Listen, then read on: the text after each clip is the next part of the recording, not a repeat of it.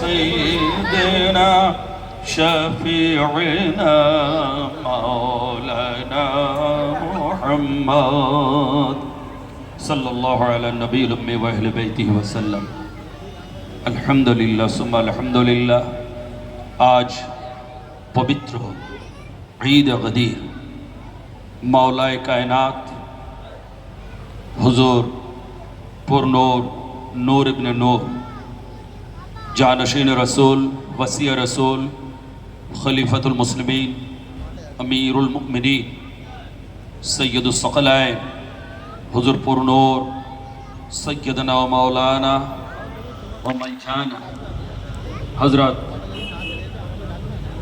मौला अली मुश्किल कुशा पाक अलैहिस्सलातु तस्लीम पाक पवित्र मौलायातेर शान मान मर्यादा के सामने रेखे ওই পবিত্র দিন উদযাপন করার জন্য আজ আমাদের সকলকে মরহুম আলহাজ সুলতান মিয়া সাহেবের সুযোগ্য সন্তান শাহজাদা আমাদের সকলের প্রিয় সম্মানীয় আমির খুসরু ভাই সাহেব তার বাড়িতে তার তত্ত্বাবধানে আজ এই পবিত্র মাহফিল ও মজলিস অনুষ্ঠিত হচ্ছে কিন্তু দুঃখের বিষয় যে আজ এনাদেরই অতি পরিচিত এবং প্রতিবেশী আত্মীয় ইন্তেকাল করে যাওয়ার কারণে প্রোগ্রামটি যে হারে ব্যাপকতার সাথে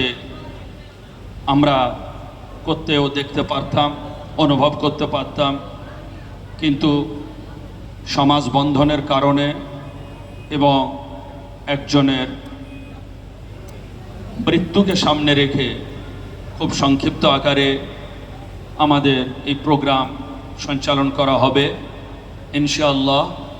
তা সুতরাং আমাদের এই দোয়া আমরাও করব যে যিনি ইন্তেকাল করেছেন এবং আরও যারা আল্লাহ পাকের পেয়ারা হয়ে গিয়েছেন।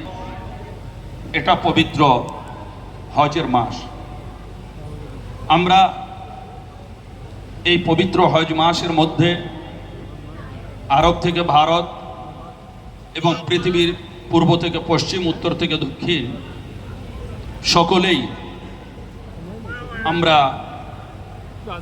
ঈদ পালন করেছি, কোরবানি পালন করেছি এবং যারা হজে গিয়েছিলেন পবিত্র হজ পালন করে সকলে ঘরে ফেরা শুরু করে দিয়েছেন বা করছেন। তো আজ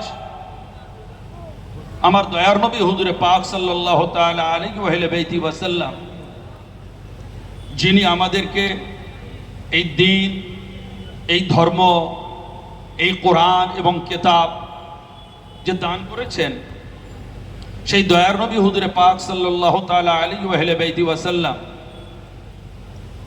হুজুর যখন পবিত্র হজ সমাধা করে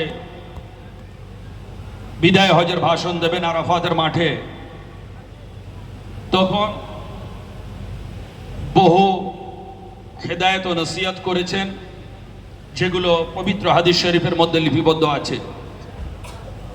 কিন্তু তন্মধ্যে একটি খুব মূল্যবান হাদিস এবং আমার হুজুর পাকের এক সাবধান বাণী যেটা হাদিস শরীফের মধ্যে আমরা পাই, সেই পবিত্র সাবধান বাণী হাদিস শরীফে এইভাবে লেখা আছে।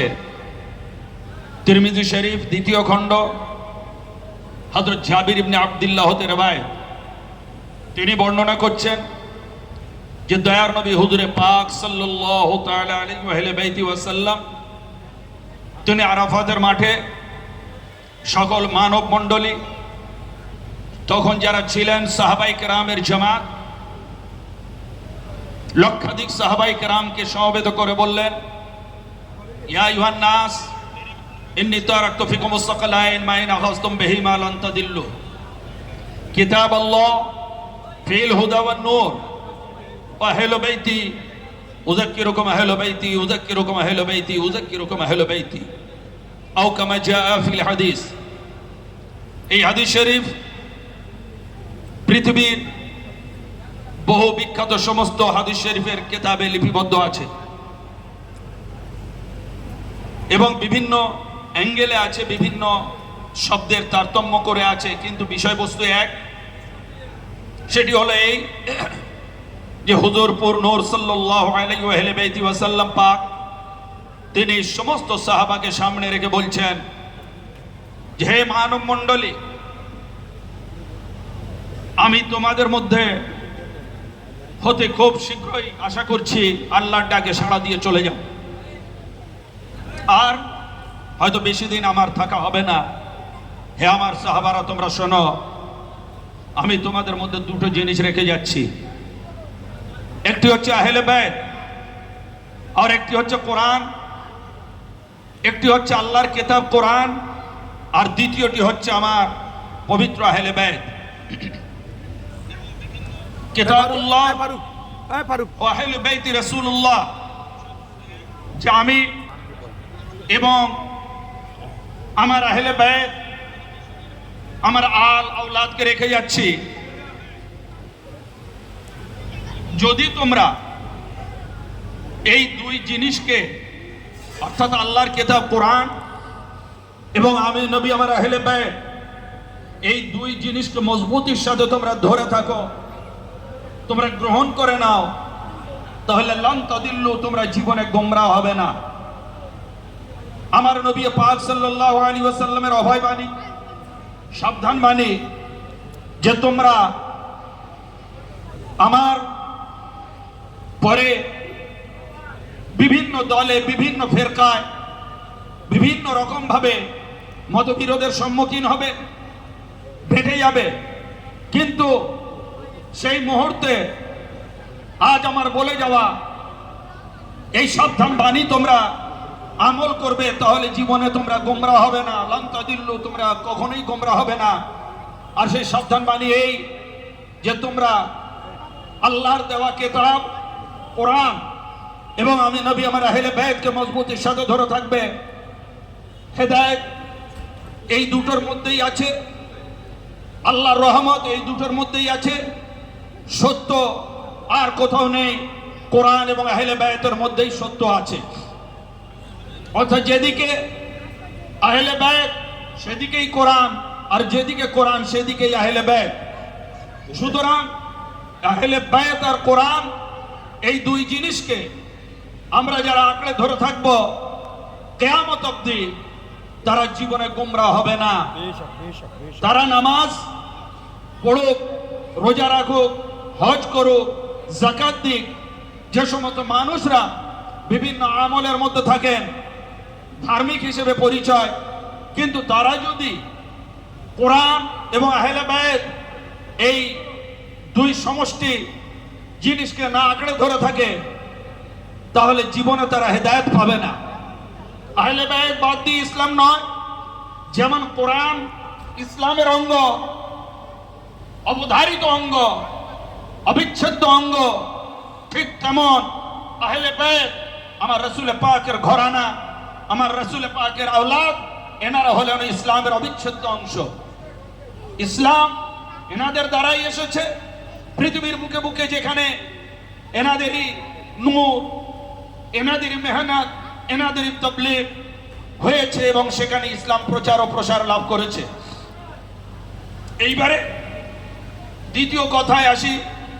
আমার হুজুরে পাক সাল্লাল্লাহু আলাইহি ওয়াসাল্লাম 9 জিলহজ আরাফাতের মাঠে বলে দিলেন এই হাদিস, সাবধান বাণী শুনিয়ে দিলেন। শোনানোর পরে আমার হুজুরে পাক সাল্লাল্লাহু আলাইহি ওয়াসাল্লাম তিনি হজ সমাদা করে, হজের যে নিয়ম প্রণালী, রুকন আরকান সমস্ত কিছু সমাদা করে এবারে হুজুর মদিনা শরীফের দিকে অগ্রসর হলেন। যখন মদিনা শরীফের দিকে চলেছেন, সমস্ত সাহাবায়ে কেরাম আমার হুজুরে পাক সাল্লাল্লাহু আলাইহি ওয়াসাল্লামের পিছন পিছন চলেছেন, সঙ্গী সাথী হয়ে চলেছেন। সেটা ছিল 18 জিলহজ।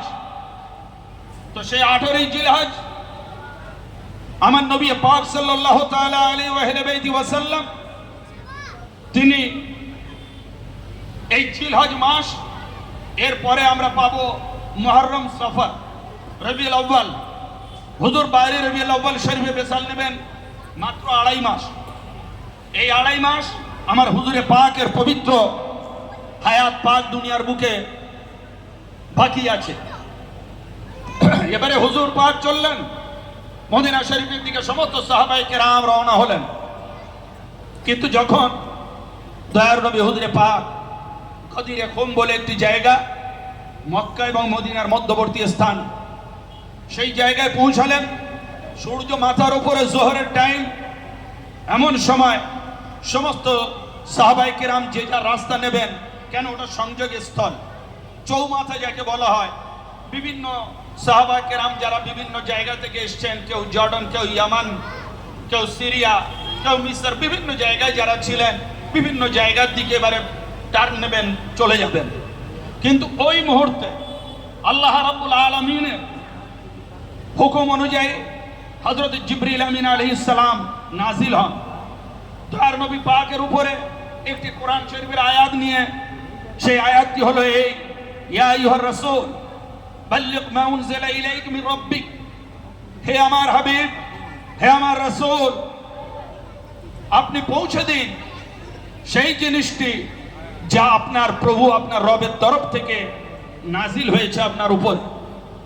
ওয়া ইল্লাম তাফআল ফামা বাল্লাগতা রিসালাতাহু। যদি আপনি না পৌঁছান তাহলে আপনার উপরে যে আমি রিসালাত দ্বারা হুকুম দিয়েছি, আপনার নবী করে পাঠিয়েছি, সেটা কমপ্লিট হবে না, অর্থাৎ ইনকমপ্লিট থেকে যাবে, রিসালাত পৌঁছানোই হলো না। তাহলে এবার আপনি চিন্তা করুন কত গুরুত্বপূর্ণ আয়াত এটি, হাদিস নয়, এটি আয়াত, কোরআন শরীফের আয়াত। ইয়া আইয়ুহার রাসূল বাল্লিগ মা উনজিলা ইলাইক।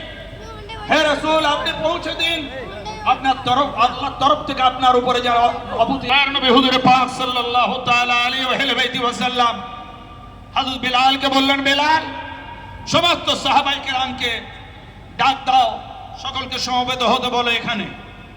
হুজুরে পাক এক পাও আর অগ্রসর হলেন না, উনি ওই জায়গায় দাঁড়িয়ে গেলেন। সমস্ত সাহাবায়ে কেরাম, লক্ষাধিক সাহাবায়ে কেরাম সকলে হুজুরের আহ্বান শুনে দ্রুত হুজুরের কাছে চলে এলেন। চলে আসার পরে হুজুরে পাক সাল্লাল্লাহু আলাইহি ওয়াসাল্লাম, পৃথিবীর বুকে বিরলতম ঘটনা যে হুজুর বললেন একটা উঁচু জায়গায় স্টেজ তৈরি করো। আজ আপনারা দেখছেন সকল সমবেত মানুষ আজ মাওলা আলী মুশকিল কুশা পাক আহলে বাইত পাকের মহব্বতে এখানে হাজির হয়েছেন, কিছু দু চার কথা হাদিস অনুযায়ী শোনার জন্য, কোরআন অনুযায়ী শোনার জন্য। তো সেই জন্য স্টেজ করা হয়েছে, সাজানো হয়েছে। কিন্তু তো সেখানে 1500 বছর পূর্বে এই ফ্যাসিলিটি ছিল না। তখন আমার দয়ার নবী আদেশ পেয়ে সাহাবায়ে কেরামরা কি করলেন, হুজুরে পাক সাল্লাল্লাহু আলাইহি ওয়াসাল্লাম পাকের জন্য উটের ব্যবস্থা করলেন। উট উঁচু, অন্তত 15-20 ফিট উঁচু করে যে উট, সেই উটগুলো একত্রিত করা হলো। একত্রিত করে একটা স্টেজ মতো করা হলো। স্টেজ যখন সমাপ্ত হলো, দয়ার নবী, বিশ্ব নবী, সরকার দু জাহান হুজুরে পাক সাল্লাল্লাহু আলাইহি ওয়াসাল্লাম তিনি সেই উটের পিঠে চড়লেন, উঠে দাঁড়ালেন। সমগ্র মানব মণ্ডলী, সাহাবায়ে কেরামের দল, অন্য সাধারণ আর কেউ ছিল না, না আমরা ছিলাম, না আপনারা ছিলেন, না পৃথিবীর বুকে আর কেউ থাকবে। সাহাবায়ে কেরাম তাবড় তাবড়, বড় ছোট সমস্ত সাহাবায়ে কেরাম, লক্ষাধিক সাহাবায়ে কেরাম সেখানে হাজির। এমন সময় আল্লাহর নবী হুজুরে পাক সাল্লাল্লাহু আলাইহি ওয়াসাল্লাম পাক তিনি সেই উটের স্টেজে উঠলেন, পিঠে উঠলেন, উঠে